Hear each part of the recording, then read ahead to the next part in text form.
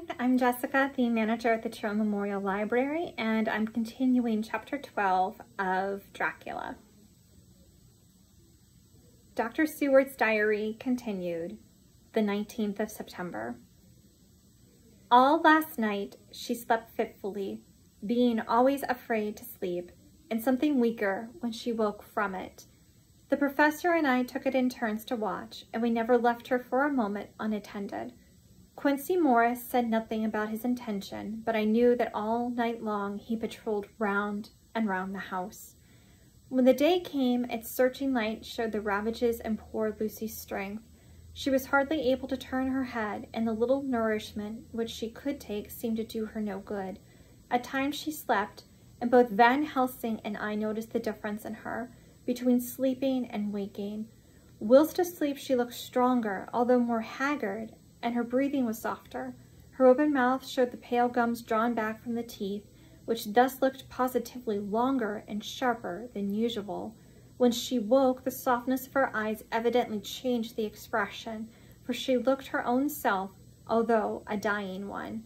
In the afternoon she asked for Arthur, and we telegraphed for him. Quincy went off to meet him at the station. When he arrived, it was nearly 6 o'clock, and the sun was setting full and warm, and the red light streamed in through the window and gave more color to the pale cheeks. When he saw her, Arthur was simply choking with emotion, and none of us could speak. In the hours that had passed, the fits of sleep, or the comatose condition that had passed for it, had grown more frequent, so that the pauses when conversation was possible were shortened. Arthur's presence, however, seemed to act as a stimulant. She rallied a little and spoke to him more brightly than she had done since we arrived. He too pulled himself together and spoke as cheerily as he could, so that the best was made of everything. It was now nearly 1 o'clock, and he and Van Helsing were sitting with her. I am to relieve them in a quarter of an hour, and I am writing this on Lucy's phonograph. I am entering this on Lucy's phonograph. Until 6 o'clock they are to try to rest. I fear that tomorrow will end our watching, for the shock has been too great. The poor child cannot rally. God help us all. Letter from Mina Harper to Lucy Westenra, unopened by her. 17th of September. My dearest Lucy, it seems an age since I heard from you, or indeed since I wrote. You will pardon me, I know, for all my faults when you have read all my budget of news. Well, I got my husband back all right. When we arrived at Exeter, there was a carriage waiting for us, and in it, though he had an attack of gout, Mr. Hawkins. He took us to his house, where there were rooms for us all nice and comfortable, and we dined together. After dinner, Mr. Hawkins said, My dears, I want to drink your health and prosperity, and may every blessing attend you both. I know you both from children, and have, with love and pride, seen you grow up. Now I want you to make your home here with me. I have left to me neither chick nor child. All are gone, and in my will I have left you everything. I cried, Lucy dear, as Jonathan and the old man clasped hands. Our evening was a very, very happy one. So here we are, installed in this beautiful old house, and from both my bedroom and the drawing room I can see the great elms of the cathedral close, with the great black stems standing out against the old yellow stone of the cathedral, and I can hear the rooks overhead cawing and chattering and gossiping all day, after the manner of rooks and humans. I am busy, I need not tell you, arranging things and housekeeping.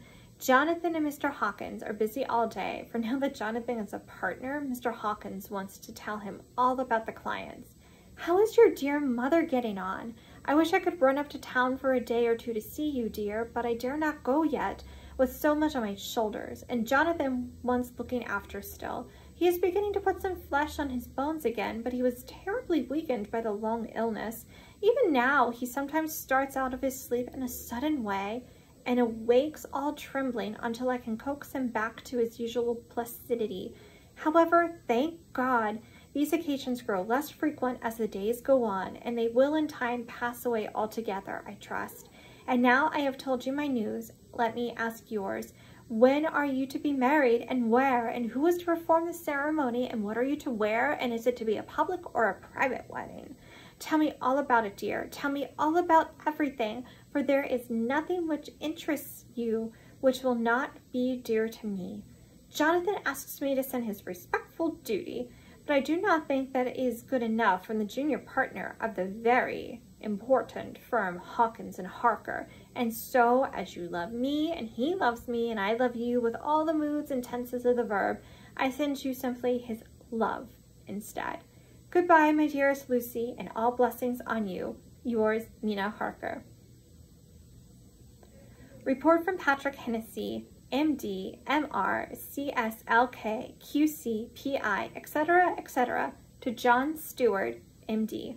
20th of September. My dear sir, in accordance with your wishes, I enclose report of the conditions of everything left in my charge. With regard to patient Renfield, there is more to say. He has had another outbreak which might have had a dreadful ending, but which, as it fortunately happened, was unattended with any unhappy results. This afternoon, a carrier's cart with 2 men made a call to the empty house whose grounds abut on ours, the house to which, you will remember, the patient twice ran away. The men stopped at our gate to ask the porter their way, and as they were strangers, I was myself looking out of the study window, having a smoke after dinner, and saw one of them come up to the house. As he passed the window of Renfield's room, the patient began to rate him from within, and called him all the foul names he could lay his tongue to. The man, who seemed a decent fellow enough, contented himself by telling him to shut up for a foul-mouthed beggar, whereupon our man accused him of robbing him and wanting to murder him, and said that he would hinder him if he were to swing for it. I opened the window and signed to the man not to notice, so he contented himself, after looking the place over and making up his mind as to what kind of a place he had got to, by saying, "Lord bless you, sir, I wouldn't mind what was said to me in a bloomin' madhouse. I pity ye and the governor for having to live in a house with a wild beast like that." Then he asked his way civilly enough, and I told him where the gate of the empty house was. He went away, followed by threats and curses and revilings from our man. I went down to see if I could make out any cause for his anger, since he is usually such a well-behaved man, and except his violent fits, nothing of the kind had ever occurred. I found him, to my astonishment, quite composed and most genial in his manner. I tried to get him to talk of the incident, but he blandly asked me questions as to what I meant, and led me to believe that he was completely oblivious of the affair. It was, I am sorry to say, however, only another instance of his cunning, for within half an hour I heard of him again. This time he had broken out through the window of his room and was running down the avenue. I called to the attendants to follow me and ran after him, for I feared he was intent on some mischief. My fear was justified when I saw the same cart which had passed before coming down the road, having on it some great wooden boxes. The men were wiping their foreheads and were flushed in the face as if with violent exercise. Before I could get up to him, the patient rushed at them, and pulling one of them off the cart, began to knock his head against the ground. If I had not seized him just at the moment, I believe he would have killed the man there and then. The other fellow jumped down and struck him over the head with the butt end of his heavy whip. It was a terrible blow, but he did not seem to mind it, but seized him also, and struggled with the 3 of us, pulling us to and fro as if we were kittens. You know, I am no lightweight, and the others were both burly men. At first he was silent in his fighting, but as we began to master him and the attendants were putting a straight waistcoat on him, he began to shout, "I'll frustrate them. They shan't rob me. They shan't murder me by inches. I'll fight for my lord and master," and all sorts of similar incoherent ravings. It was with very considerable difficulty that they got him back to the house and put him in the padded room. One of the attendants, Hardy, had a finger broken. However, I set it all right, and he is going on well. The 2 carriers were at first loud in their threats of actions for damages, and promised to rain all the penalties of the law on us. Their threats were, however, mingled with some sort of indirect apology for the defeat of the 2 of them by a feeble madman. They said that if it had not been for the way their strength had been spent on carrying and raising the heavy boxes to the cart, they would have made short work of him. They gave us another reason for their defeat, the extraordinary state of drought to which they had been reduced by the dusty nature of their occupation and the reprehensible distance from the scene of their labors of any place of public entertainment. I quite understood their drift, and after a stiff glass of grog, or rather more of the same, and with each a sovereign in hand, they made light of the attack, and swore that they would encounter a worse madman any day for the pleasure of meeting so bloomin' good a bloke as your correspondent. I took their names and addresses in case they might be needed. They are as follows: Jack Smollett of Dudding's Rents, King George's Road, Great Walworth, and Thomas Snelling, Peter Farley's Row, Guide Court, Bethnal Green. They are both in the employment of Harris & Sons Moving and Shipment Company, Orange, Masters Yard, Soho. I shall report to you any matter of interest occurring here, and shall wire you at once if there is anything of importance. Believe me, dear sir, yours faithfully, Patrick Hennessy. Letter Mina Harper to Lucy Westenra, unopened by her. 18th of September. My dearest Lucy, such a sad blow has befallen us. Mr. Hawkins has died very suddenly.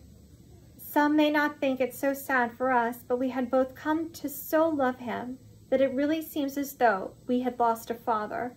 I never knew either father or mother, so that the dear old man's death is a real blow to me. Jonathan is greatly distressed. It is not only that he feels sorrow, deep sorrow, for the dear good man who has befriended him all his life, and now at the end has treated him like his own son and left him a fortune which to people of our modest bringing up is wealth beyond the dream of avarice. But Jonathan feels it on another account. He says the amount of responsibility which it puts upon him makes him nervous. He begins to doubt himself. I try to cheer him up, and my belief in him helps him to have a belief in himself.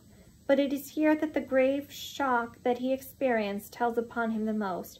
Oh, it is too hard that a simple, sweet, noble, strong nature such as his, a nature which enabled him by our dear good friend's aid to rise from clerk to master in a few years, should be so injured that the very essence of its strength is gone. Forgive me, dear, if I worry you with my troubles in the midst of your own happiness.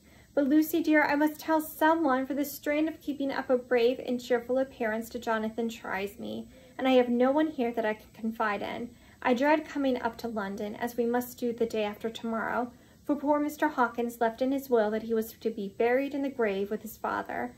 As there are no relations at all, Jonathan will have to be chief mourner. I shall try to run over to see you, dearest, if only for a few minutes. Forgive me for troubling you. With all blessings, your loving Mina Harper.